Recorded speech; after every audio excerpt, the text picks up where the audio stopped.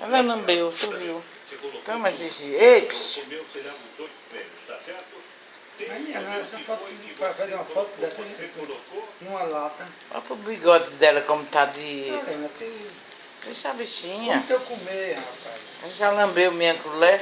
Tá filmando a Júlia? Você colocou meu, é aqui que as duas vão colocar meu. Quer mais? Tá mais, peraí, calma. Tu vai já tomar um bem com esse bicho aqui, Ok? Então, cada o uma... cara tá ocupando esse negócio, cara, pra ela tá fazendo essas coisas.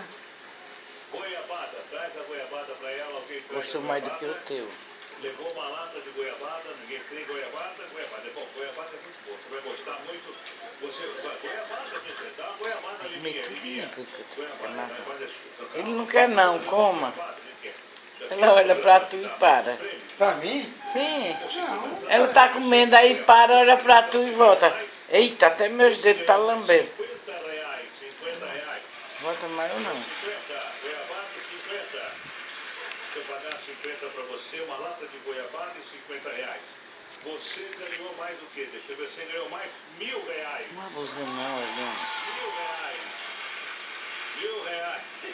Mais mil. Fecha os A olhos. vida deu sorte. Abusou. Você só ganhou Toma, manhã. Toma, Gigi. 2, 3, 4, 5, Gostou 6, muito 7, disso. 8, 9, A cadeira tá 10. toda Você ganhou R$1.000. salpicada. Deixa eu ver o que você ganhou agora. Por enquanto, Olha o focinho dela. 1.050 e uma lata de goiabada. Não é mal. Você vai ganhar uma laranja. Provavelmente vai ganhar uma laranja ou um leite. Vai levar leite para sua casa, que eu acho que você não ganhou Será nada. que ela lambeu minha colher? Não, não. Deixa eu ver aqui. Ganhou 2 quilos de arroz, tá? 2 Não quilos tem de mais, arroz. ela lambeu nos meus dedos. Tem mais nada, 2 não. quilos de arroz. Peraí. Aí tem 2 quilos. Não deu nada, eu ia Você comer. vê mais do que 2 quilos de arroz. Acabou. Ganhou Só essa, viu? molho de tomate, Eita, quer tá? mais. Molho Não de vi que tomate deu. pra ela.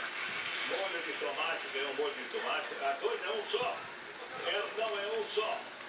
É, tá pensando que... Eu tenho os olhos pro lado, de lado.